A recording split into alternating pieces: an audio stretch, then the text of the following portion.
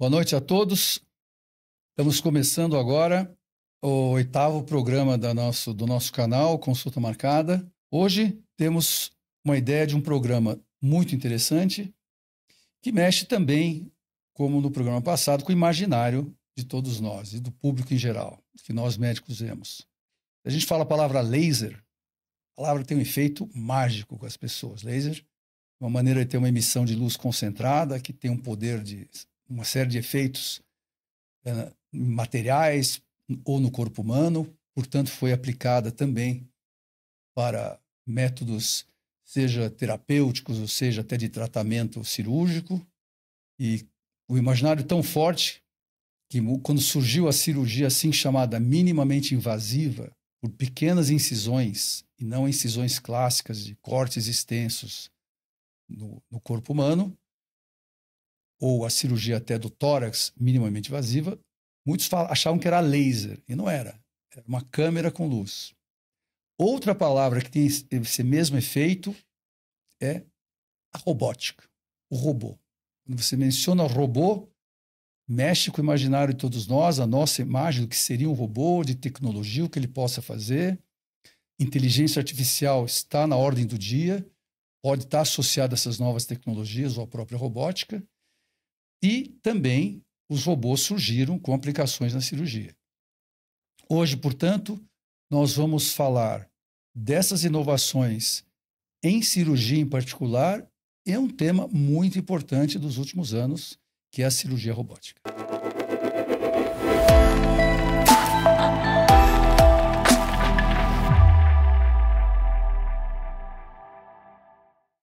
Para isso, temos hoje a grata presença do amigo e brilhante cirurgião dessa área, inovador nessa área, que é o professor Dr. Ricardo Zugaib Abdala, professor livre docente de cirurgia da Faculdade de Medicina da Universidade de São Paulo, e que é o diretor do LEPIC, que é um laboratório de ensino e pesquisa e inovação em cirurgia do Complexo Hospital das Clínicas Faculdade de Medicina da USP, ou também assim chamado Sistema FIMUSP-HC. Muito boa noite, Ricardo, que é um amigo também de muitos anos, colega de disciplina, e muito obrigado por ter aceito o convite para o nosso programa hoje à noite. Boa noite, um prazer estar aqui, prazer estar falando aí desse assunto que é de fato apaixonante, para mim extremamente apaixonante e lúdico, né? De fato, as pessoas ouvem falar de robótica, cirurgia minimamente invasiva e ficam embriagadas com a ideia de ou ser submetido a isso, ou passar por isso, e conhecer de perto essas tecnologias. E elas acho que vieram para o bem. Agradeço o convite. Eu acho que foi mais pela amizade, né? Eu tenho um histórico aí da implementação da robótica no Hospital das Clínicas, né? No Instituto do Câncer. E agora nós tivemos a oportunidade de criar esse laboratório. Eu acho que nós vamos ter a oportunidade de conversar um pouquinho mais sobre isso aqui. De jeito nenhum, não é só amizade, é mérito.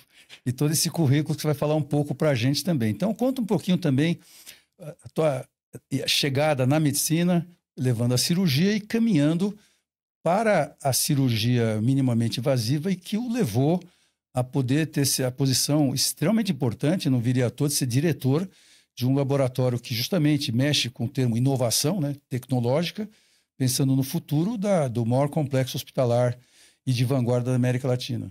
Historicamente, eu sempre gostei da parte tecnológica, né? A nossa geração viveu a evolução dos computadores, né? Quando iniciaram os computadores pessoais, os PCs, né? E depois nós começamos a transportar os celulares na mão, né? Os aparelhos de telefone na mão, imagina celular, e assim por diante. E sempre quis também ser cirurgião, né? Pensava em fazer medicina, ser cirurgião. E quando me formei, fiz minha residência, acabei fazendo a residência em urgência, em trauma. Fui para o Hospital das Clínicas na disciplina de trauma. E quando começou a laparoscopia, que é a introdução de uma câmera de vídeo na cavidade abdominal, nós fazíamos as primeiras laparoscopias no pronto-socorro do Hospital das Clínicas, né? Com o Zantucci, você vai lembrar disso. Ele colocava uma ótica dentro da barriga, a gente colocava uma lanterna no fundo da ótica para tentar iluminar a cavidade. E foi o domínio dessa luz dentro da cavidade que fez a tecnologia evoluir dentro de cavidades escuras do corpo humano, né? Até colocar um computador, aí na evolução dos computadores, até colocar um braço mecânico junto a esse computador e até chegar à robótica, é uma coisa meio natural, né? A evolução da tecnologia, domínio da luz, domínio do vídeo e fazer isso para o bem nosso, da terapêutica, de incluir isso nos tratamentos cirúrgicos do dia a dia. Então é uma coisa que a gente viveu do zero, né? Eu acho que você também na laparoscopia, e atualmente a robótica foi um segundo desenvolvimento nessa área cirúrgica, porque realmente o domínio do movimento, você explicar para um sistema mecanizado que a direita é a direita, que a esquerda é a esquerda, em cima, embaixo é embaixo, e isso obedecer às tuas mãos, numa posição que você enxerga as próprias mãos fazendo o movimento, trouxe, de novo, naturalmente, evolutivamente natural, a mão do cirurgião, para ele poder ter um instrumento estável, com um torque rígido bastante para trabalhar dentro de uma cavidade apoiado num sistema mecânico que dá esta firmeza para fazer os movimentos na cavidade.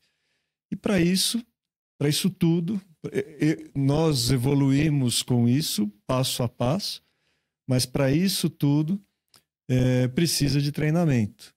E aí eu fui chamado pelo professor Ivan Ceconello para fazer a implementação da robótica dentro do Instituto do Câncer, né? Nós tínhamos uma pergunta do Ministério da Saúde. Ele, no caso, o chefe da disciplina de cirurgia do aparelho digestivo, né? Isso, na época era o professor titular do aparelho digestivo e o professor e outros professores, né? O professor Sérgio Narras, aí sim os professores todos, os professores de outras áreas cirúrgicas. Das outras áreas cirúrgicas também, né? Todos participaram e todos ajudaram nessa demanda do Ministério da Saúde, em que o Ministério da Saúde perguntava, mas para que serve o robô cirúrgico, né? Tá todo mundo falando, eu consigo usar esse sistema num sistema único de saúde?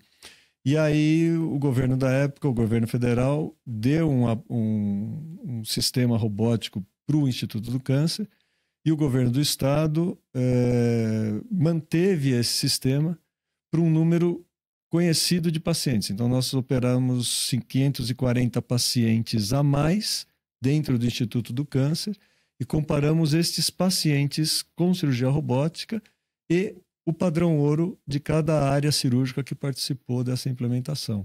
E como eu era o mascote do time, né, eu era quem sabia do robô, eu ajudei os cirurgiões de cada área, ginecologia, urologia, tórax, cabeça, pescoço e gastro, a aplicarem a tecnologia robótica comparando ao padrão ouro que eles já sabiam, eram todos cirurgiões com 10 anos de oncologia dentro do Instituto do Câncer, e eles puderam comparar a robótica com o padrão ouro, seja ele aberto ou laparoscópico, dependia de cada área, e esse trabalho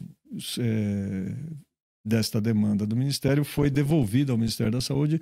Infelizmente a pandemia atrapalhou, né, o final do trabalho, mas foi devolvido à Conitec, né, que é a Comissão de Avaliação de Novas Tecnologias, no ano de 2021. E com as respostas, a maior parte das respostas do que a robótica trouxe de vantagem frente aos padrões ouros. O que ela trouxe para todas as áreas é a economia de sangue, principalmente, né? O indivíduo perde menos sangue na cirurgia robótica. E o aumento do tempo cirúrgico, né? Isso talvez seja uma desvantagem, mas pelo fato dos indivíduos terem que treinar, e aí sim entra o laboratório, terem que se preparar para usar a tecnologia robótica, eles acabam aprimorando a técnica, utilizando esta tecnologia e tendo alguns resultados que talvez a gente possa dizer que populariza a qualidade. Nós temos mais cirurgiões trabalhando com mais qualidade porque utilizam um sistema em que eles se obrigaram a treinar e aprender e aplicar. Perfeito, claro. Aí você já fez o link Eu fiz todo. da videolaparoscopia para o robô, né? Que nós vamos chegar, mas importante. Mas, então, como o doutor Abdala mencionou, a história da câmera, da luz, isso que o pessoal confundia no começo, Isso. Que era o laser, que não é laser, é a luz, É uma luz, isso. Para poder cavidade. Na verdade, a laparoscopia... Era uma lanterna antes. A laparoscopia sempre existiu. A láparo do abdômen, escopos de ver, existia um tubo rígido que você olhava com o olho, né? Isso, Para diagnóstico, não era utilizado para cirurgia. E daí, rapidamente só falando, em 1985, por exemplo, se tem registro, Erich Mühe, na Alemanha, né? Mühe, de Böblingen, fez a primeira cirurgia de vesícula. Isso. Seria laparoscópica, né? Depois ele até caminhou. A diferença é que o grande pulo é que aí você insuflar, para a pessoa entender que faz o cortezinho, e em vez de ser o abdômen flácido e olhar, insufla com gás carbônico, distende, e depois associar o vídeo. Então, o lado que é importante você comentar para a gente, do ponto de vista de treinamento de médico, quando surgiu, que era novo, a gente está acostumado a barriga aberta, um tórax aberto assim, visão em 3D, sentindo com a mão, com os dedos, vendo os órgãos, né? Uhum. Então, para o cirurgião, de repente, você vai ver em 2D, em duas dimensões, no monitor plano de vídeo, vendo a pinça à distância, tendo que treinar sua mão, a extensão da sua mão e como sente ou não sentir o que você está fazendo. Então, no começo foi um choque, foi uma revolução que teve a devida rechaço dos cirurgiões da época. O primeiro Kurt Sem, né, na Alemanha, em 83, foi considerado, era um ginecologista. Então mas a grande revolução do abdômen na parte cirúrgica de gastro, quer dizer, tinha a parte, Kurt Sem usava na ginecologia, fez a primeira apendicectomia, tirou apêndice, mas aí começou depois Mouret na França, 87, né, depois você tem Dubois, 88 para 89, também na França, que parecia a Revolução Francesa, apesar que na Alemanha ele foi pioneiro, não foi reconhecido na época, mas foi depois, né. E só citar, então, que do nosso Hospital das Clínicas, no grupo de estômago, cirurgia do estômago, da cirurgia perodigestiva, Thomas Zego, 1990, faz a primeira cirurgia videolaparoscópica, que foi de vesícula, do Brasil. Foi do Brasil e da América Latina. Então, ajudou, e aí teve um grande desempenho. Então, é isso que... Vamos lá. Então, isso já era um passo importante de vencer resistências, riscos, adaptação. Aí você tem o robô. Então, coloca para a gente entender... Da videolaparoscopia, como você citou, você não tava, no começo você estava na cirurgia geral do trauma, né, o Zantucci, foi um dos primeiros, como vários outros. Como utilizar essa tecnologia, as dificuldades nos vários hospitais e como dali entrar o robô para... Você falou de padrão ouro, como é que entra o robô? Para depois, com calma, a gente vai explicar para vocês os vários robôs também. Tem todo um aprendizado, né? Você começa que nem um celular que era um tijolão e vai para o smartphone que é todo cheio de... né? Fala isso. Então, eu contei rapidamente essa evolução, já terminei com o robô, mas de fato, a primeira cirurgia laparoscópica no Brasil foi o Thomas Zego, né? Eu era residente do Thomas, eu estava, foi em julho de 1990, nós fizemos uma colistectomia, uma paciente no hospital privado, porque ele que tinha o aparelho, e o hospital acreditou. E aí, novamente, foi a oportunidade, e todos sabiam que eu gostava dessa coisa de modernidade, e o que precisou acontecer, demorou muitos anos, é que eu brinco que o cirurgião parece um monge tibetano, né? Ele fica isolado lá no alto da torre e a hora que ele está fazendo a cirurgia, ele está no ponto mais alto da torre que ninguém entra, ninguém sabe o que ele está fazendo. Então, você fazer uma incisão, colocar as mãos numa incisão, quem está assistindo a cirurgia não vê nada, porque a mão do cirurgião está na frente do objeto, do motivo da cirurgia. E a hora que você põe uma ótica de 1 centímetro de diâmetro e essa ótica transmite essa imagem com luz, sem sombra, é uma maravilha, né? Então, e você vê o órgão que você vai trabalhar e você vê os detalhes do seu trabalho, esse monge sentia-se invadido, né? Então, como é que você ensinava a cirurgia antigamente? Você assistia a cirurgia várias vezes com um indivíduo mais experiente. Esse indivíduo entrava nas suas cirurgias, te ajudava a operar, e mão dentro da cavidade, né? Então não importava onde, né? E a vídeo trouxe essa evidência do que era feito, as pinças melhoraram muito, né? A destreza da mão e tudo mais. E essa tradição, essa abertura de informação acabou demorando tradicionalmente muitos anos para ser aceito até pelo paciente. Então, o cirurgião falava para o doente, não, eu opero por uma única incisão, é melhor, eu opero com as mãos, é melhor. Hoje, às vezes, tem pessoas que não querem nem serem invadidas, não imaginam que a cirurgia causa uma invasão.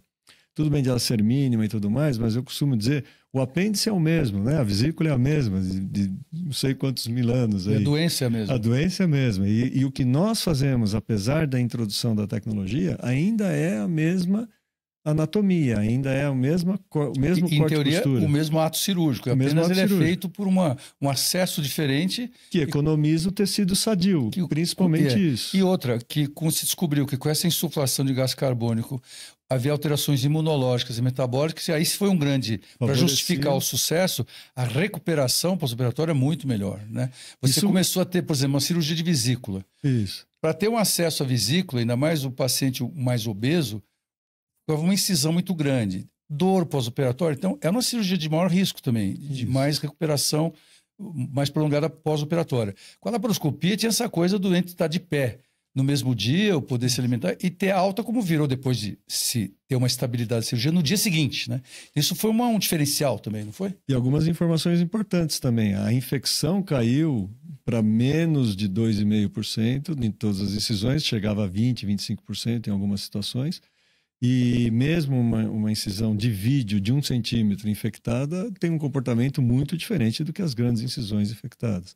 Então, as complicações pela passagem do acesso cirúrgico em tecido sadio diminuíram, né? Quase, assim, são semelhantes, né? Hérnias incisionais de pequenas incisões se comportam diferente de grandes hérnias incisionais. Infecções de pequenas incisões se comportam diferente de grandes incisões. Então, esses benefícios também foram aprendidos e, de novo, nós vivemos isso. A nossa geração viveu esse aprendizado e essa aceitação. E o choque até da novidade, né? E o choque da novidade, porque... Por exemplo, Kurt Sem, em 83, ao fazer a cirurgia, independente de ser ginecologista e ter operado gastro, né? Mas ele foi quase proibido de operar, tiraram a licença médica dele, porque era... Imagina na ideia de... O Mirri foi preso, porque ele operou laparoscopia. Ele chegou a ser preso? Ele chegou a ser preso. Bom, mas o Mirri passou assim de não ter reconhecimento, e depois ele parou uma época do CO2 e fazia até sem insuflação, né? Isso. Ele deu o nome de galoscópio, que gal, às vezes a raiz da palavra pode ser de vesículo, né? Ou de bile, então galo... mas depois ele, com justa razão, foi reconhecido como pioneiro, né? Mas no começo, só para lembrar, já tivemos de outros programas falando. Qual que é a diferença entre ser um pioneiro na vida, ou um louco, ou ser um teimoso ou um persistente? Mas muito do pioneirismo em várias áreas da vida e também tecnologia e da medicina, às vezes é uma certa coragem de acreditar em certos princípios que vai ter certas resistências. Agora, também porque no começo pode ter problemas. Isso também o robô teve, nós vamos chegar lá. Mas então, antes de chegar um pouquinho no robô, para colocar em perspectiva, como é que você colocaria hoje treinamento? É sempre uma dúvida da pessoa e tem tudo a ver com a sua atividade, laboratório de treinamento. Então, no começo, seja cirurgia aberta, que nós aprendemos como mestre-aluno, aprendizado de estar em campo. A gente fazia coisa que hoje em dia não se faz muito. A gente instrumentava a cirurgia. Isso. Você era um instrumentador, você descrevia a cirurgia. Então, em campo, você olhava e, às vezes, quando você era permitido, você também participava. Você punha a mão, você treinava. Mas mesmo na cirurgia aberta, havia laboratórios de técnica cirúrgica ou de experimentação ou de treinamento. As universidades ou outros locais. Então, às vezes com animais. Claro que hoje em dia suscita muita dúvida a discussão de usar animais. Também lembrar para o público, é muito fácil achar tecnologia de tudo, acha que é tudo artificial ou com computador, né? Que não é bem assim, tem um aprendizado. Comenta então esse problema, até da barriga, do abdômen ou tórax abertos, o treinamento ser em pacientes ou não, ou o problema que se usava de experimentação em animais, também foi feito na laparoscopia, quando tinha laboratórios com animais e depois criando centros de treinamento sem animais, talvez com métodos de imagem, né, de 3D ou 2D para treinamento, para daqui a pouco a gente entrar no robô. Isso em si já é uma vanguarda, já é um tema muito atual. O que você tem a falar isso? O treinamento, ele tem algumas métricas, né? As avaliações são conhecidas, né? Cognitivo, eficiência do movimento, resultado do movimento. Então, o treinamento ele tem sim como ser medido, e essas medições acontecem principalmente por tempo de desempenho, né? Então, aí a gente já entrando em atividades que precisam de um instrumento para que sejam feitas. Se esse instrumento pudesse ser gravado, se esse instrumento pudesse ser assistido pelo próprio executante, isso é uma facilidade. Então entram aí os vídeos, as imagens, as tarefas a serem cumpridas e o tempo do cumprimento dessas tarefas, a ponto de que hoje nós vamos também entrar um pouquinho nisso, mas no laboratório que acabou acontecendo era para que começou originalmente com a ideia de se treinar o básico da laparoscopia. Então, o cirurgião hoje que se forma nesses hospitais públicos, né, que é o nosso hospital lá, o Hospital das Clínicas, eles têm um volume de pacientes ou um volume de exigência de serem rápidos, vamos dizer assim, muito, muito grande, muito intenso. E eles precisam, assim, é difícil você aprender finalmente, né, no paciente ou junto do professor, como sempre foi no passado. Aumentou muito o número de pessoas a serem operadas e todo o atendimento a acontecer, né? E aí essas pessoas precisariam chegar à sala cirúrgica já com algum tipo de treinamento. Então, os laboratórios de treinamento, a necessidade de conhecimento do que você vai aplicar no laboratório, principalmente se os seus instrumentos tiverem algum tipo de tecnologia inserido neles. Então, um grampeador automático, uma agulha com uma ponta, sem ponta, né? Como é que é a agulha sem ponta? Grampeador, explica o colega entender. Um instrumento ele vai entender, de sutura. Ele vai achar que a gente está grampeador de escritório. Né? O que é o grampeador em cirurgia? Muito rapidamente. É um instrumento de sutura que faz uma sutura longa automaticamente, com grampos. É corte e costura. É corte e costura. Automático, só que com grampo. Cirurgia é corte e costura. Você vai alterar a anatomia com algumas coisas que você tem à sua mão. Então, essas coisas são tesoura, né? Fio de sutura, agulha e material para você segurar a agulha. Perfeito. Né? Então é corte e costura. A diferença é que o grampeador, que surgiu muito com a videolaparoscopia, né, há muitos anos, é apenas um aparelho que corta e sutura ao mesmo tempo. É a máquina de costura automática. Só que é grampo de metal, mas enfim. Então, quando você coloca essas tecnologias na mão do cirurgião, ele tem que aprender a utilizar. Porque mesmo sendo um instrumento desenvolvido, de alta tecnologia, bom, com resultado bom, se for mal utilizado, ele pode causar um prejuízo. Então, a intenção é ensinar o indivíduo que terá contato com aquele instrumento previamente à chegada do paciente. Todo o foco nosso de aplicação da tecnologia, de aplicação de ensino e tudo mais, é o doente. Então, o paciente é o nosso principal motivo para tudo isso que a gente está discutindo aqui. Como a medicina tem que ser. Tem que ser. Então, bom, apenas também lembrando, quer dizer, cirurgia aberta também já havia grampeadores, né? Só para dizer, só que eram diferentes. Isso há muitos anos tinha para intestino, para esôfago, intestino grosso, quer dizer, mas aí basicamente teve todo um pulo tecnológico para usar um grampeador em cirurgia com uma incisão pequena para poder entrar dentro do abdômen da pessoa, né? E esses instrumentos atualmente carregam um pouco de inteligência artificial dentro deles. Então, são os primeiros instrumentos, vamos dizer assim, que têm um certo tipo de discernimento na hora de fazer. É um tema interessantíssimo também, já é outro que está no... vai causar... É o impacto atual que nem o laser, né? Isso e o robótico. Mesmo, vamos chegar lá. A robótica. Perfeito. Então, a dúvida que sempre se tem... Simulação. Então, isso é um tema atualíssimo, porque essa discussão da explosão de faculdade de medicina, ensino. Uhum. Do mesmo jeito que se discutiu anatomia, o primeiro programa tivemos Paulo Saldiva, né? Isso. Discutimos o papel da dissecção de cadáveres, anatomia, e na Idade Média foi uma vanguarda do conhecimento, né, do Renascimento. O corpo humano era a primeira fase de conhecer até o corpo humano, depois a parte funcional, que a Universidade de Pádua trouxe. Então, nós pegamos isso ainda. aprender anatomia, cadáveres, não cadáveres, é uma discussão que se tem de se fazer, disso ter virado talvez digital, de se é possível entender anatomia 3D ou 2D digital. É a mesma coisa se discutindo em treinamento com pacientes. Então, existe treinamento que pode ser feito com aprendizado com o paciente, às vezes com atores, você chama atores para simulam pacientes que têm doença para o estudante aprender, né? Ou bonecos. Tem certos bonecos que foram desenvolvidos para treinar certas técnicas, né? Parada cardíaca, massagem, recuperação, ressuscitação e várias outras, né? Intubação e tal.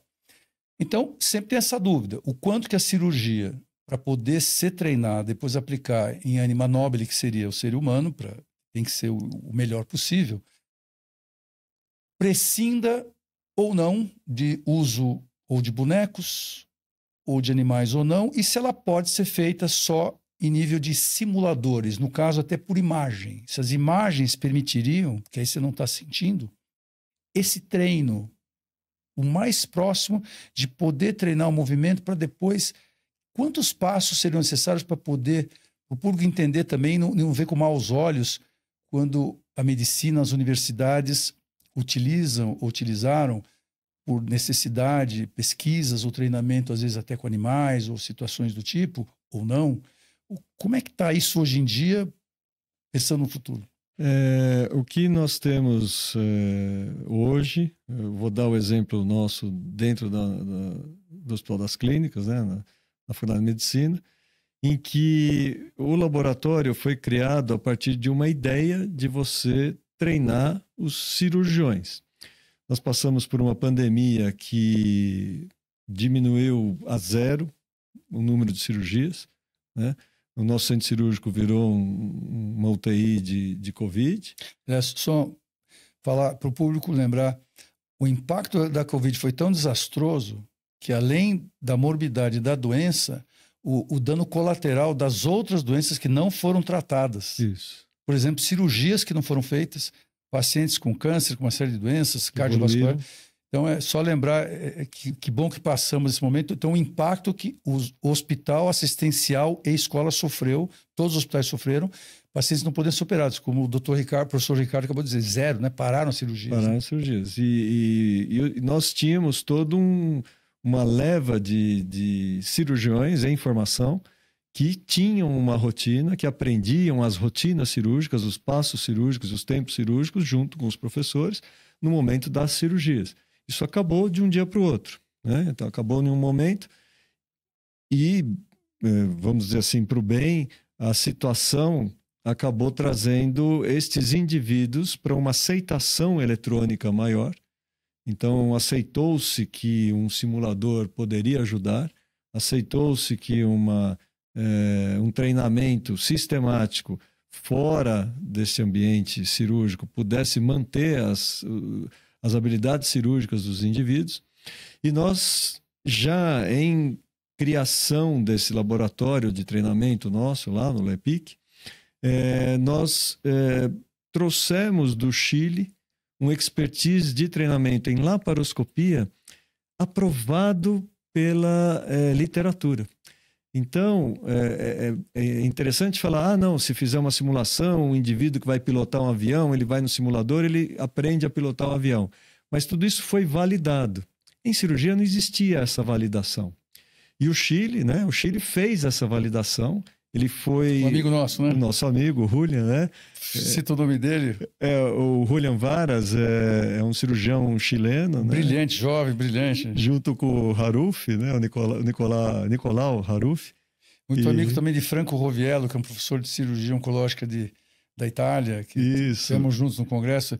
Mas esse Julian Varas é iluminado, né? Ele é bem... O que ele fez corretamente foi sistematizar o ensino, criou um aplicativo de avaliação das tarefas cirúrgicas e colocou isso sobre júdice da literatura. Ele publicou em várias revistas de renome, ele foi P2P, né? Ele foi julgado e devolvido o julgamento e ajustou todo esse treinamento dele. E esta validação acabou se transformando em um treinamento oficial, vamos dizer assim, ou um treinamento de fato validado, arrumando as imperfeições. E ele, nosso amigo, ele viu no laboratório, aí quero lembrar do Carlos Eduardo Jacó, né, que foi quem trouxe isso para nós, infelizmente não está conosco mais, mas... Nossas homenagens, né? Nossas homenagens, né? Um grande cirurgião lá do aparelho digestivo, também do grupo de cirurgia de estômago, que teve enxergou, e que infelizmente nos deixou, pegou uma doença grave, mas... Nos deixou, mas... Não, mas está conosco. Isso, está conosco. Ele deixou... Inclusive deixou uma herança. Várias contribuições, inclusive. Esse laboratório foi idealizado, foi materializado pelo nosso professor titular da época, o professor Ivan Tiaconello, que conseguiu financiamentos, né, da Redditor, que financiou o prédio, a construção, a reforma do prédio, e o Instituto Johnson bancou esse ensino do Julian fora do Chile, aqui para o Brasil, para o Peru tem também, a Colômbia tem também. Então eles começaram a sair do Chile. E só explica o que é o Instituto Johnson em um minuto. O Instituto Johnson é um braço da empresa Johnson & Johnson, que cuida da parte acadêmica da formação dos cirurgiões. Menos para entender, aqui não tem nenhum merchandising, Isso. É que existem até recentemente tinha duas grandes empresas de materiais cirúrgicos para essa área de inovação videolaparoscópica, depois para robótica. Uma delas é a Johnson & Johnson, que em vários países do mundo, até na China, nós estivemos visitando o centro de vanguarda da cirurgia de câncer de estômago laparoscópica, também tinha a participação da Johnson lá em Guangzhou. Então, isso é no mundo todo. Então, pelo que você está falando, é interessante. Essa instituição universitária nossa, importante, pública, criou uma parceria com pelo menos duas empresas privadas, no caso, que... E uma terceira, que é a Stratner, que fez o croquis do laboratório. É um laboratório certificável internacionalmente. Ele consegue receber 40 pessoas ao mesmo tempo dentro do laboratório para treinamento em cirurgia minimamente invasiva, no caso da gastrolaparoscopia, mas o tórax utiliza para toracoscopia, a cabeça e pescoço utiliza para esvaziamento de pescoço, e assim por diante. É um laboratório que tem representantes de todas as disciplinas cirúrgicas do complexo HC. Né? É importante. Então, né? Nós temos os professores participando, colocando os residentes deles mesmo para entender esse passo inicial. E o aplicativo e o curso do Chile é o nosso passo primeiro para conhecer as nuances dessa tecnologia laparoscopia ou videocirurgia em cada área dentro de um laboratório. Então, assim... havia, por exemplo, a urologia, também... Alguns centros antes fizeram algumas parcerias também privadas. A urologia é a mesma coisa. A urologia vai no laboratório. O Sr. Miguel Struge, quando estava titular, ele também colaborou para um laboratório de treinamento cirúrgico? Existem vários laboratórios dentro do Complexo HC. E desses laboratórios, por exemplo, o Instituto do Coração, o INCOR, tem o dele, a urologia tem o dele, o professor Miguel Struge, o professor Marcelo, Fábio Jatene, tem o do INCOR. Foram avanços importantes, né? Das épocas de formação, né? Então foram laboratórios que foram criados ao longo desses anos, a partir dos anos de 1990, e foram fazendo esses nichos para ensino dos seus alunos. Na ascensão da cirurgia videolaparoscópica, da implementação invasiva, da tecnologia em cirurgia. Certo. Sim. E aí a vídeo é a que mais chamou a atenção. Então esse laboratório agora é um passo maior ainda, então seria mais abrangente. O que aconteceu é que a pandemia trouxe à tona uma necessidade de que todos acabaram indo para esse tipo de treinamento e aceitação disso. Esse é o principal. Sim, todo mundo sempre falou a vida inteira nossa dos pilotos de avião treinando em simuladores. O simulador, lógico, dos pacientes, você citou as faculdades de medicina, chega a ser possível uma faculdade comprar esses simuladores e colocar esses simuladores numa sala de simulação e fazer os seus alunos treinarem esses simuladores. O que muda principalmente é essa validação, o conhecimento da usabilidade, é a pergunta lá que o Ministério fez para nós quando colocou o sistema robótico dentro de um hospital público. Isso tudo é que precisa ser associado à presença dos simuladores. Os simuladores são importantíssimos. Eu não tive simulador na minha formação. Na época, nós íamos para alguns lugares do mundo em que os laboratórios eram mais desenvolvidos.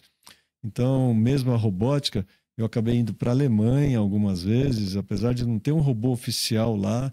Fui para Estrasburgo, onde tinha um robô meio que escondido, não era tão utilizado. Estados Unidos, várias vezes, o robô é americano, né? O sistema mais difundido no mundo é americano. Então, eram iniciativas talvez mais pessoais do que institucionais, mas de uma tecnologia que tem que ter uma política institucional de implantação. Assim, se a instituição não aceitar colocar o robô na sala cirúrgica dela e ensinar todos ao redor a utilizarem essa tecnologia pode ser até um pouco desprezada e não utilizada, e é uma excelente tecnologia se for bem utilizada. Sem dúvida. Então já estamos chegando para o robô agora, daqui a pouquinho. Só uma curiosidade, essa tecnologia está validada com influência chilena também. Ela também é praticada em outros países, em outros centros? Na América Latina, sim, e recentemente, talvez de um ano para cá, o Julian foi convidado a ir para os Estados Unidos fazer centros de treinamento. Então, nesse sentido, nós e a América Latina estariam até na vanguarda. Pioneiros. Então, nós no Brasil, que boa notícia, pioneiros no mundo, porque os grandes centros, toda essa inovação tecnológica explodiu muito nos Estados Unidos, passando essa Revolução Francesa um pouquinho, da tecnologia da videolaparoscopia, né? E mesmo a Alemanha, que instrumentais importantes, locais europeus, mas agora então nós temos um centro de treinamento com validação tecnológica vindo da América Latina e começando em São Paulo, né, dentro do Brasil. Não, e lembrar que o Julian foi levado para os Estados Unidos. Os Estados Unidos tem vários centros de treinamento e simulação. E no nosso complexo, que você falou, essa colaboração das várias disciplinas é fundamental. Eu sempre já mencionei em vários programas, ninguém faz nada sozinho. O segredo da vida é a colaboração, é a parceria, né, se entender bem. Então, que bom, que bonita essa história. Quer dizer, você tem um centro que agora todas as áreas cirúrgicas participam, não é só de um local. E só lembrando rapidamente que o Instituto do Câncer é um edifício enorme, com todos os recursos, né, de primeira linha do mundo, e 100% leito SUS, né, SUS, 100%. Desde o seu início em 2008, praticamente começou nessa área, e foi agregado, é uma OS de gestão, mas é agregado, faz parte de todo o sistema do complexo FIMUSP-HC ou HC-FIMUSP, e, portanto, foi um centro importante para a robótica. Então, para entrar no robô... E importante dizer que esse número que eu coloco, 540 pacientes em 5 anos, sendo 2 desses 5, o Instituto do Câncer não diminuiu tanto o número de cirurgias, mas ele baixou bem na pandemia, mais 2 anos de pandemia, e hoje nós temos 2014 para cá, vai chegar perto de 10 anos, nós temos 740 pacientes operados na robótica a mais.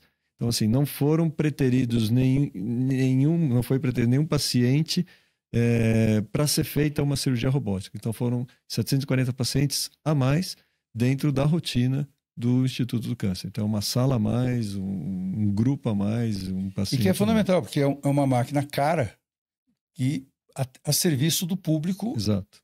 Do Sistema Único de Saúde. Exato.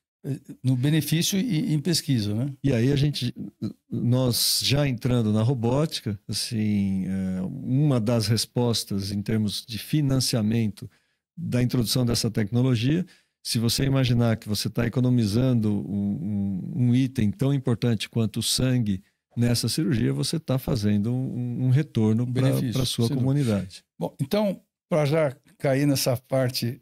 o programa vai indo rápido, né? É tão fascinante, espero que estejam gostando. Fala-se muito de karma, né? E karma em sânscrito tem a ver com muitas das religiões hindus e da Índia e outros locais, tem a ver com o que você faz na vida e ações, são atos feitos. Então, cirurgia também é um ato que você faz. E do karma pode ter repercussões, boas ou não, né? Depois tem o Dharma, e Dharma também tem a ver com lei, tem várias interpretações da palavra mesmo, mas uma delas é método, né? Isso. Então, nós não vamos falar nem de karma nem de dharma agora, ainda que seja genérica, mas nós vamos falar de DARPA. Opa. Então, vamos pegar o início. Fala da gente de DARPA e fala para a gente do final. O que é o robô? É robô de verdade ou não? Como é que é o estado atual? De como que isso surgiu desde o início, que às vezes surge não a ver com a medicina, depois se aplica, e de uma maneira rápida, mas que pega a evolução para o pessoal entender. Que nem laser, não é laser que o pessoal pensa. O que é o robô? O que é a cirurgia robótica que se fala tanto? Esse é um vínculo. Então, é interessante falar isso, coisa da idade, né? Nós começamos a falar o que nós vivemos, né? E eu tive a oportunidade de fazer um estágio nos Estados Unidos, em 1990, e a primeira aula que eu assisti lá era do Kenneth Mattox, que era um cirurgião do trauma, falando de como seria o atendimento de urgência durante a construção da estação espacial que os Estados Unidos ia construir, né, no espaço. Então, se o indivíduo cortasse a pele, ele podia exsanguinar em 3 minutos. Então, se ia ter uma cápsula pressurizada lá, ou se ia ter uma espaçonave para trazer o indivíduo de volta para o Brasil, para a Terra, para poder tratar. Ou se tivesse uma apendicite aguda? Ou qualquer...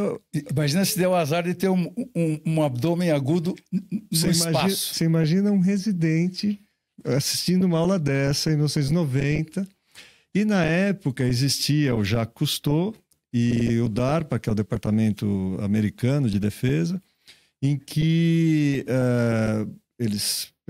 isso é uma coisa... é uma conclusão minha, mas assim, que eles se falavam, provavelmente, e existiam braços robóticos que o Jacques Cousteau pegava espécimes debaixo do mar. Então, esse movimento do braço robótico acabou evoluindo, e a ideia do departamento, que tem um centro de simulação debaixo d'água, né, de trauma, onde eles tentam fazer várias situações de exceção, né, de gravidade, de umidade, de pressão atmosférica, o que for, em que esses braços robóticos poderiam trabalhar em situações de exceção. Então, isso lá em 1990, aí com a guerra do Kuwait, aí já contando já a evolução, a ideia do departamento era em que uma cápsula, um soldado americano vestisse um uniforme, que serviria como se fosse uma armadura, e uma cápsula, se ele tivesse um acidente, buscaria esse soldado no fronte, traria para dentro de um carro cirúrgico, e esse carro cirúrgico teria braços robóticos para estancar o sangue até um atendimento, ou que pudesse fazer uma cirurgia em áreas anatômicas fixas, que ele pudesse fazer uma cirurgia de resgate orientada por um cirurgião, um neurocirurgião, que não estaria no fronte, não estaria na guerra. À distância. À distância. Então, telecirurgia. Telecirurgia, cirurgia remota. Sim. Isso tudo faz parte... E estaria no plano, eventualmente, um cirurgião da Terra, eventualmente por satélite, tentar operar à distância. Que, aliás, foi um dos avanços que deu mídia quando se conseguiu, em videolaparoscopia, operar na Europa e nos Estados Unidos simultaneamente.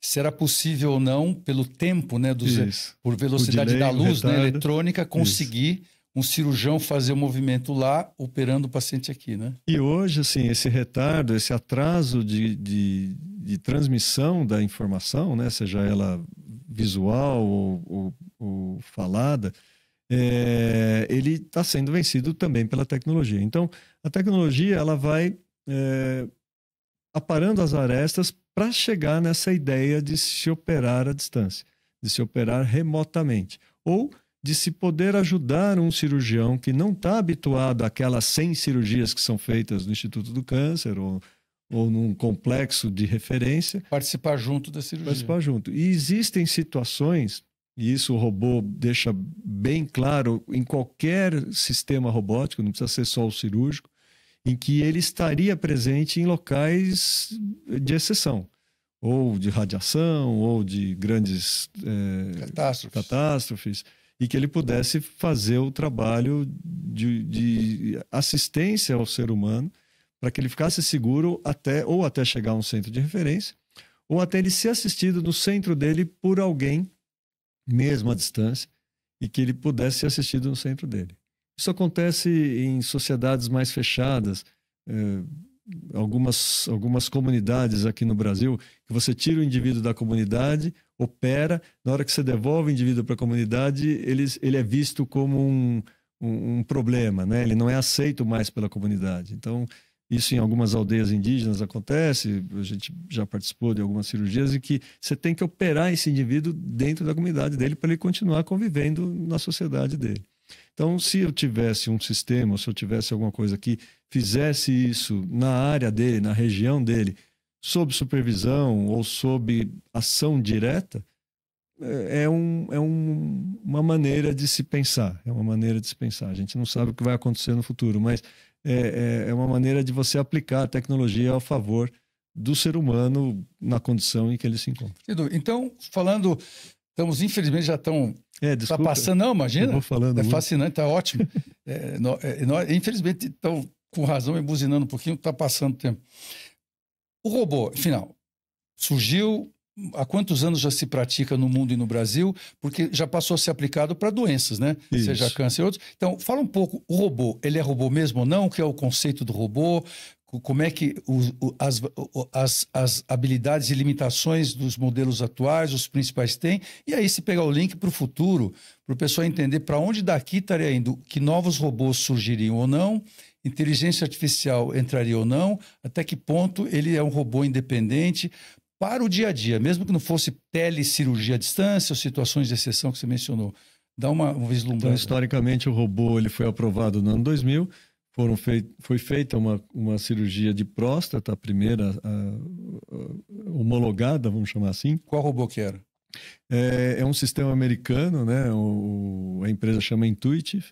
E é um sistema que tem mais de 7.000 máquinas distribuídas no mundo todo. E é praticamente um até agora, né? Estão surgindo outras. Com então, esse número, com esse volume... Podemos citar, porque não é também, de novo, nenhum merchandising, nenhum marketing. O modelo chama-se Da Vinci, né? O principal. Você teve outros anteriores, poder falar. O Da Vinci é a evolução de um robô inicial que chamava Zeus. O Zeus depois passou para... foi juntado com outra empresa...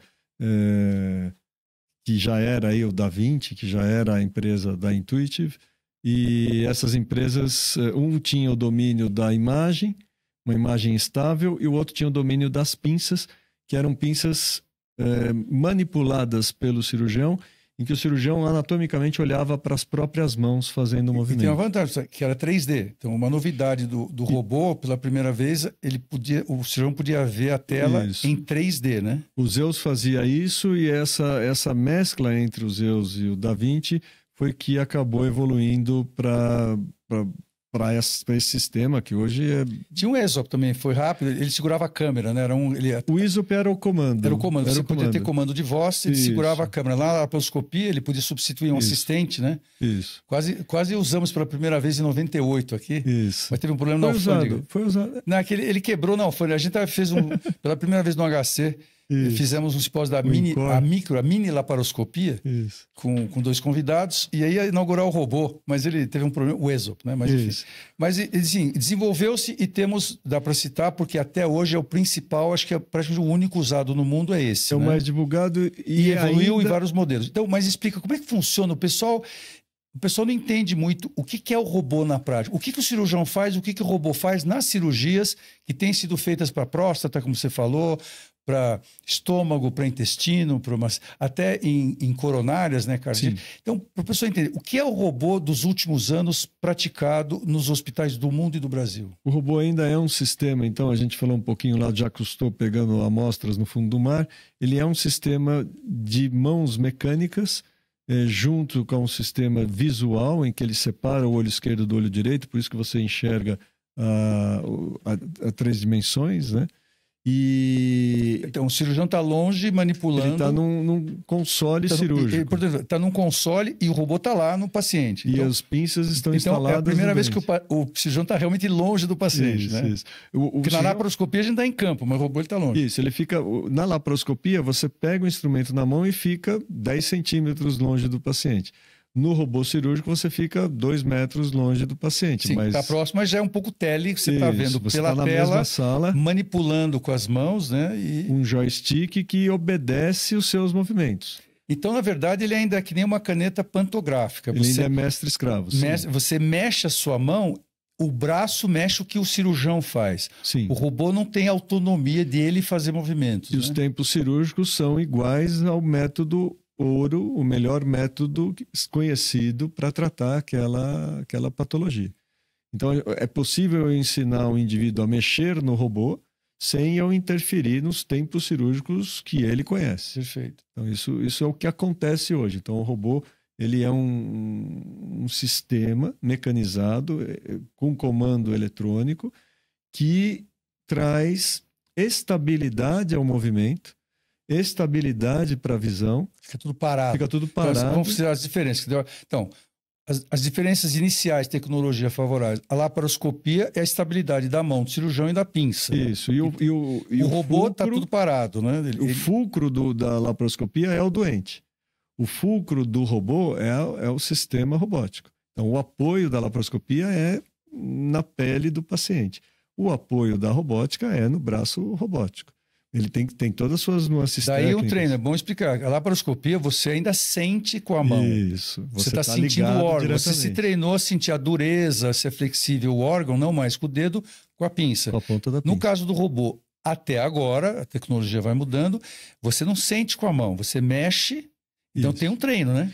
E se você exagerar no movimento, pode ter problema. Então existe, como tudo, treinamento, né? Então ele ainda não é um robô independente. Robô que nem vamos pegar Guerra nas Estrelas ou quando a gente crescia tinha aquela viagem, né? Você falou do laser, né? Da espada. Então, o robô R2-D2, né? Quer dizer, ele tem, entre aspas, vida própria. Ele age, né? Ele faz movimentos sozinho, né? Isso. Então, sinal dos tempos. Eu tive num simpósio de câncer em Singapura, no hotel, foi em 2019. 2019 agora era uma técnica para...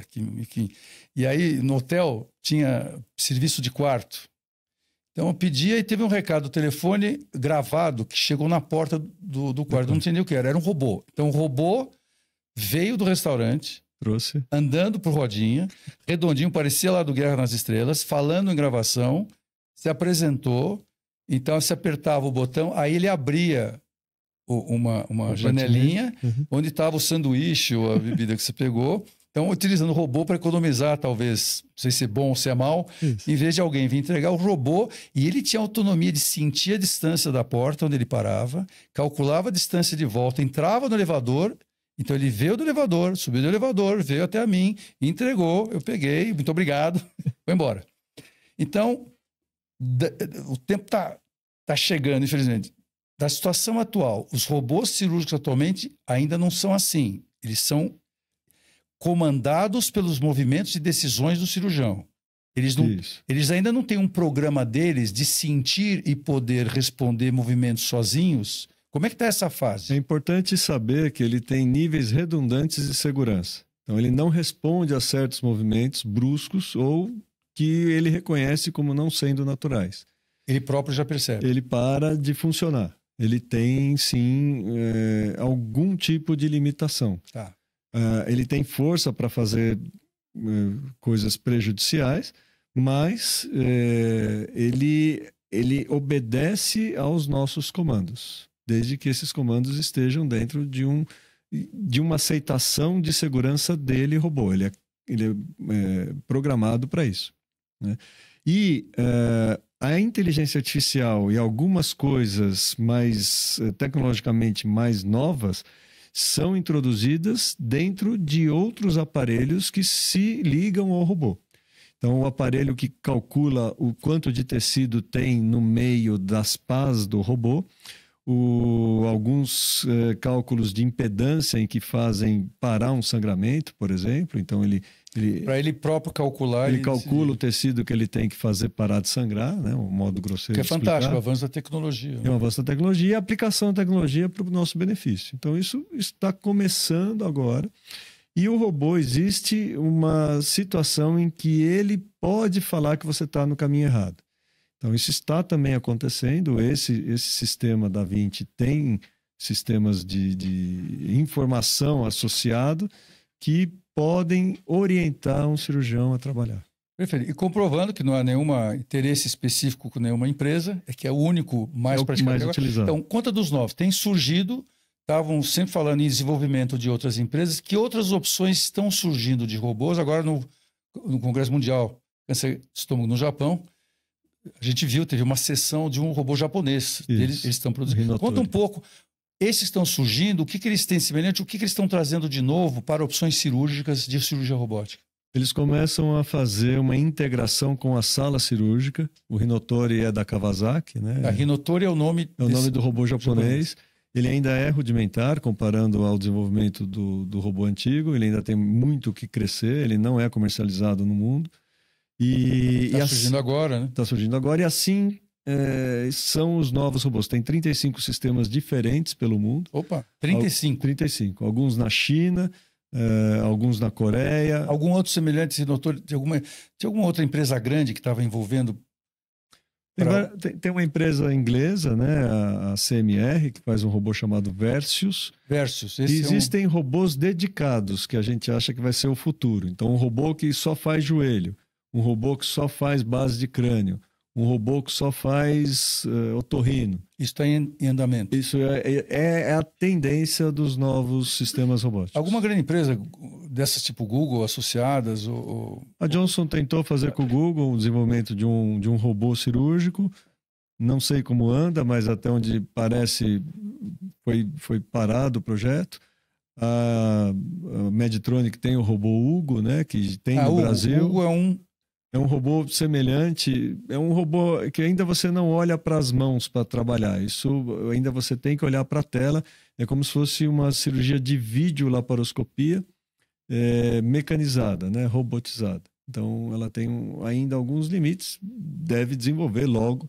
Né? É outra grande empresa, né? Outra grande empresa envolvida em instrumentos cirúrgicos. E já tem 2 hospitais em São Paulo. Então, assim, já está atuando em 2 hospitais. Bom, estamos chegando ao fim, mas sim, o robô, quando surgiu, é muito caro, né? O número de pacientes, no começo até encarecia, ou os hospitais, os cirurgiões, às vezes tinham um custo a mais, é um problema, né? Mesmo assim, numa cidade como São Paulo, quer dizer, então, e nos Estados Unidos, né? E tem outro lado que às vezes os hospitais, lugares, ele atrai os pacientes com essa ideia que no laser, né? Então, robótica podia ser um atrativo. Então, qual é o estado atual? Realmente, não é culpa de ninguém. A laparoscopia teve que provar seu valor no começo, como qualquer técnica nova, de dizer os ganhos. O verdadeiro ganho que justifique ser feita versus uma cirurgia aberta. Na fase atual, o que você veria que o robô já se provou que ele faz a diferença para o resultado? Que o que interessa é bola na rede. O que interessa é o quanto para o paciente, que é o foco. É a saúde, é o paciente que é o nosso objetivo. Que ele se beneficia da cirurgia. Onde que atualmente está terminando, que a gente pode falar? Agora, o indivíduo treinado, o indivíduo bem treinado, ele consegue utilizar o robô nas cirurgias difíceis. Então, o robô ele traz vantagens para cirurgias difíceis. Complexas. Complexo de cirurgias tecnicamente difíceis. Então, um doente que tem alguma coisa inusitada que torna difícil aquela cirurgia. A própria doença. Então, uma doença que a dissecção é difícil, tem muita inflamação, tem tecido alterado por causa de radioterapia, por exemplo. Então, aquele indivíduo que gostaria de ter um instrumento que obedecesse os detalhes que ele tem na cabeça dele, na formação dele, o robô obedeceria a esse comando. Então, o difícil é você saber qual cirurgia vai ser difícil, né? Ou por que ela vai ser difícil. Mas por isso mesmo, ele já tem sido aplicado para as outras standard, para se dizer, de padrão, onde a laparoscopia já entrou sendo praticada muito, mesmo para câncer, né? E certos cânceres abdominais, do mesmo jeito que a cirurgia videolaparoscópica está sendo aplicada há alguns anos, em secções complexas, o robô também está sendo utilizado. Quais delas, ou urológicas, né, próstata, outras, onde você vê que o robô já está mostrando ser um diferencial importante para ser usado? A próstata, sem dúvida, ele popularizou qualidade, né? Ele transformou vários cirurgiões urológicos em grandes cirurgiões, né? Então, cirurgiões minimamente invasivos, né? Cirurgiões minimamente invasivos. Então, assim, a popularização do bom resultado ocorreu na próstata, é a porta de entrada do robô nos hospitais. E outras... Então, no mundo e no Brasil também, lembrar, isso é importante para câncer de próstata e outras cirurgias radicais, o robô tem sido já, De novo, ele economiza tecido sadio. Então, ele mantém sadio o tecido que não deveria ser tocado, que é difícil. Com isso diminuindo complicações da retirada da próstata e tal. Isso, essas complicações ainda estão em fase de avaliação. Tá. Mas existem, sim, alguns resultados pontuais dizendo que tem resultados que foram favoráveis pela utilização do robô. Então, e para o sistema digestório como um todo está em desenvolvimento, está em... Para o esôfago, por exemplo, trabalhar no esôfago dentro do tórax, o robô é inquestionável. Isso no mundo todo. Isso é importante. Isso. Tudo que é um túnel, né? Tudo que é rígido e que tem muitos órgãos do lado com risco de complicações. No caso, está dentro do tórax uma região chamada mediastino, né? Então, o esôfago, junto da se coluna, for um câncer, né, que é uma situação anatômica complicada, ele tem um grande... Porque o movimento tem que ser feito junto ao problema. E fazer esse movimento com o arcabouço do gradil costal intermeio do cirurgião com o local de trabalho, então o robô faz o movimento lá dentro. Ele tem torque para manter tudo estável. Então, só mexe a ponta da mão, o movimento de punho, ele consegue trabalhar melhor do que sem o robô. Quantos robôs tem em São Paulo? Eu não sei te responder. Mais ou menos. Por baixo, vai. O Brasil, com erro. O Brasil tem pouco mais de 100 sistemas. Mais de 100 sistemas já é bastante. São Paulo é o lugar que mais tem. Deve ter seus 25, 30 sistemas aqui em São Paulo. Ou seja, 25, 30 para demanda, você acha que até um excesso? Quer dizer, não é. A Inglaterra, por exemplo, regula para o sistema de saúde o número de robôs? Não tem... O exemplo talvez seja no Japão. O Japão tinha meia dúzia de robôs, o Brasil já tinha uns 10 na época. E, de repente, o Japão investiu, tem 400 sistemas robóticos em todo o Japão distribuído. Subiu, assim. E uma necessidade de treinamento. Coreia do Sul, né, também. A Coreia e o câncer gástrico, né, você sabe disso. A Coreia, a China e o Japão, de embrulho, depois de que esses indivíduos mostraram a facilidade para o câncer gástrico, eles investiram bastante em cirurgia robótica também. Enfim, estamos infelizmente chegando ao fim.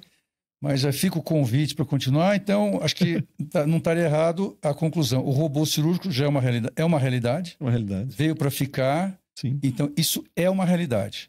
Portanto, sempre a gente gosta de terminar com perspectiva de futuro e sempre com algo de esperança, algo bom.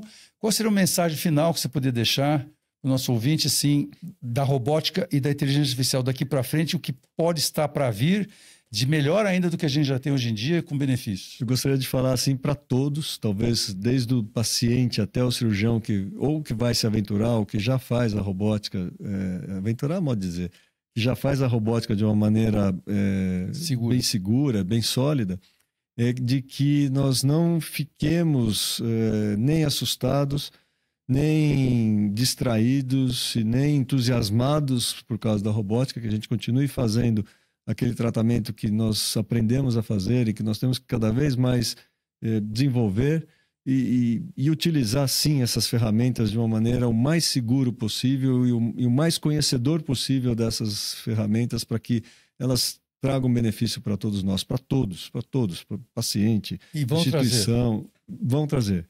E a gente, assim, nós aceitarmos esse benefício de uma maneira natural. Não ficar desmistificar um pouco o robô, mas acreditar que ele veio para melhorar a vida da gente. Perfeito. Então, estamos vendo aqui, só tem coisa boa para vir. O bom é que nos últimos 30, 40 anos, sempre tem a cada 20, 30 anos pulos tecnológicos na medicina, né? Na nutrição, onde for. Quanto mais para trás você vai, existe. Sim. Então, nós temos para todos que estão assistindo, houve essas revoluções dentro dessas últimas décadas citadas da cirurgia como um todo, e agora só explosões ainda maiores, passos maiores para vir, né? Mal comparando com a descida de Armstrong na Lua, né? Um pequeno passo para o homem, mas um grande salto para a humanidade. E é o que a gente espera, que seja bem aplicada, como tudo, e que vá ser de benefício para todos os pacientes, para todos nós, e com grandes vantagens para vir em todas as áreas da medicina, onde a tecnologia de vanguarda seja bem aplicada. Temos inteligência artificial, tem mecanismos eletrônicos independentes. Olha, muito obrigado, Nossa, eu senhor Ricardo Abdala, aqui abrilhantando. a presença. Espero que todos saiam tão mais felizes ainda com essa perspectiva e que todos nós podemos sempre estar saudáveis e felizes. Muito boa noite a todos. Boa noite, muito obrigado.